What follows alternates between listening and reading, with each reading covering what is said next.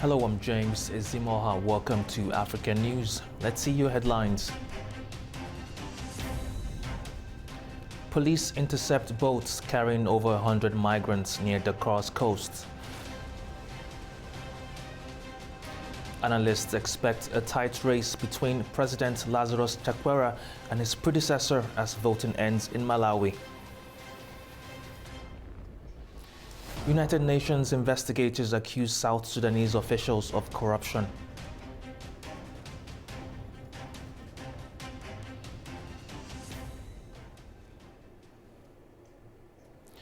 Polls have closed in Malawi's presidential election, where President Lazarus Chakwera faces his predecessor in a tight race. Economic stagnation, food shortages, and high inflation have shaped the campaign in one of the world's poorest countries. Malawians voted Tuesday in a closely fought presidential contest between Lazarus Chakwera and Peter Mutharika. Analysts expect a likely runoff. The election comes as Malawi grapples with food shortages, soaring inflation, and climate disasters deepening poverty. Observers say voting went smoothly despite reports of fingerprint reader malfunctions.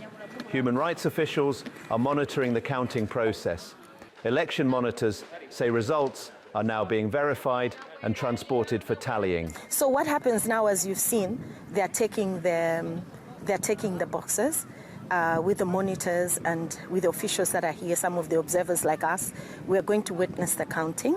And after that, they're going to take them to the main tally center, where there's also going to be a continuation. We've had a number of cases reported from the northern region, as well as the southern region, some districts where our teams were saying that some centers had problems with their biometric devices.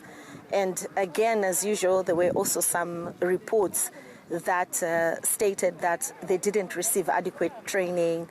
So, you know, it's also a question of whether people were able to, use those fully with their capacity, or it was really a malfunction, for example, of the biometric device. Final results are expected within a week. The outcome will determine whether Chakwera or Mutharika leads Malawi through worsening economic hardship, or if the country heads to a runoff vote.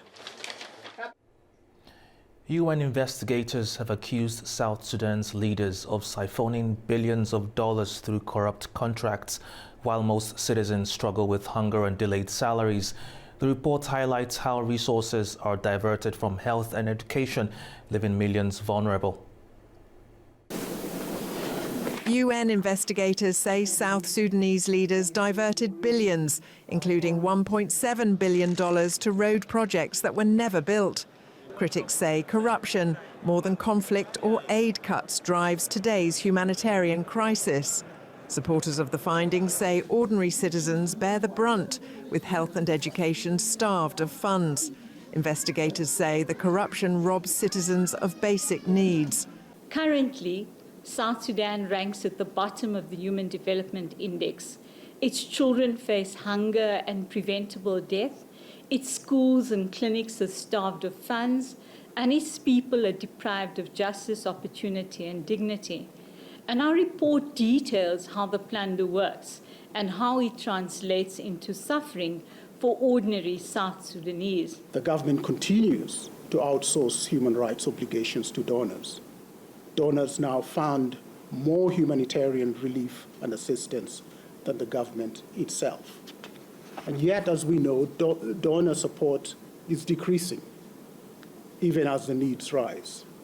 The potential consequences for South Sudanese is disastrous. Citizens say corruption and salary delays leave families without food. For borrowing money, it is difficult, because if I borrow that money, who is going to pay? Maybe I cannot get money, and the salary is delaying. Who is going to pay?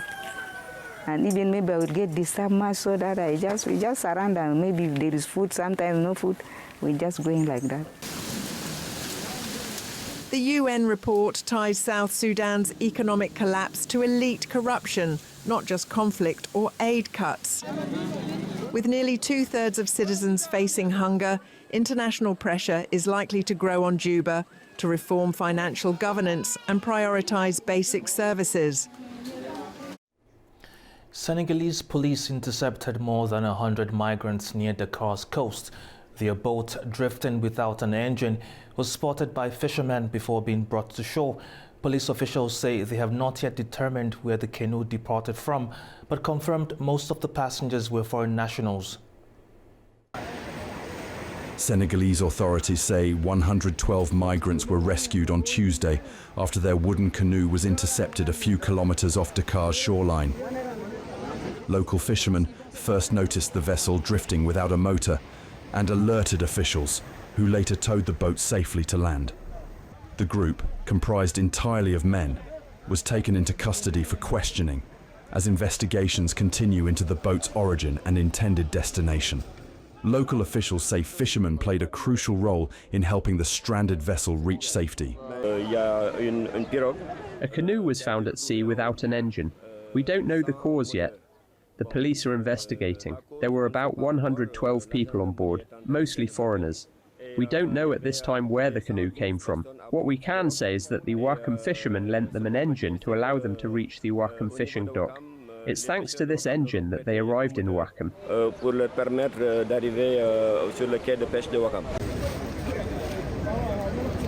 Police officials say they have not yet determined where the canoe departed from, but confirmed most of the passengers were foreign nationals. Attempts to reach Europe via the Atlantic Ocean route remain frequent despite the dangers.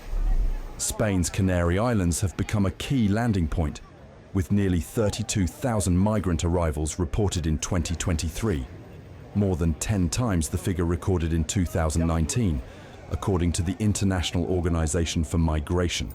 Experts say a combination of economic hardship, political instability, and climate pressures on agriculture and fishing are driving migration across West Africa. Authorities in Senegal have stepped up patrols in recent years, but overcrowded and ill-equipped boats continue to risk the perilous journey where many disappear without trace. A new study has sharply revised down the number of wildebeests in Africa's Great Migration. Using artificial intelligence and satellite imagery, researchers estimate fewer than 600,000 animals take part, challenging the long-standing figure of 1.3 million. An AI analysis of satellite images found fewer than 600,000 wildebeest in the Serengeti-Maasai Mara migration, about half the traditional aerial survey figure of 1.3 million. The findings highlight flaws in aerial counts and raise questions about migration patterns, while offering a safer, scalable tool for monitoring wildlife across Africa. Scientists say the migration remains tied to rainfall and seasonal grass growth. It happens on an annual cycle, and they're following the rains, essentially. So the rains is providing more nutrient-rich grass, and so they're following the grasslands. So where the food is, they follow. And it happens to be in this circular pattern that they move, and then they tend to breed in the south, and then they move up and cross the border between Kenya and Tanzania. So we were quite surprised at our findings. So the estimate from manned aircraft surveys is 1.3 million. And in neither year, because we conducted the study over 2 years, did we find more than 600,000. Scientists also added that it is not a case of population collapse. We don't think that there's been a population collapse necessarily, because we would find carcasses, scattered across the landscape, which is not the case. But perhaps the number has dropped naturally, as well as there being some discrepancy in the previous counts. The population estimate highlights the need for better monitoring, according to researchers. Expanding the satellite AI method could transform how conservationists track species across Africa and beyond. In Johannesburg, a music festival offered more than just beats and dancing.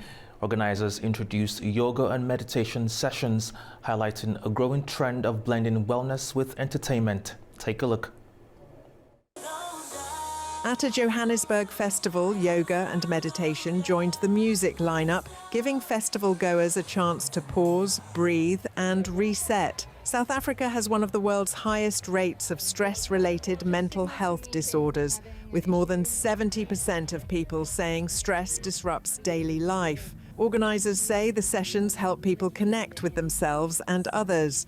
It's about connecting with yourself, connecting with nature, and connecting with the people around you. So that's where yoga and meditation really come in, where regardless of where you are, if you're at a music festival, if you're sitting at your desk, if you're driving in the car, you can use these practices, and that's really how we can suck the marrow out of them, is by infusing them into everything that we do in day-to-day life. What's really great, and what I've felt as an instructor here, is you meet people who've never experienced these practices before. The barrier to entry is completely removed, and you also find that you can draw upon the energy of everything happening around you. So while it's a bit more challenging to hold the container of the space, when we use things like music or the headphones to help enclose people, it actually allows you to feel the energy of everyone around you and just to be in the right here and right now, which is what I absolutely love. Festival goers say the sessions open new doors to wellness. The idea is when you connect to your body, you start to realize how much tension we hold on to, how much unnecessary stress that the body actually absorbs. And that just is a result of day-to-day modern living, Stress happens, anxiety happens on a day-to-day basis, and the body absorbs that. So yoga is a way to really lengthen and release that tension so that the body feels lighter. With yoga mats alongside loudspeakers, South Africa's festival scene is embracing wellness. Organisers hope the fusion of music and mindfulness can inspire healthier, stress-resilient communities. Well, that's all we have today in African News. Thank you for watching. Stay tuned to A News.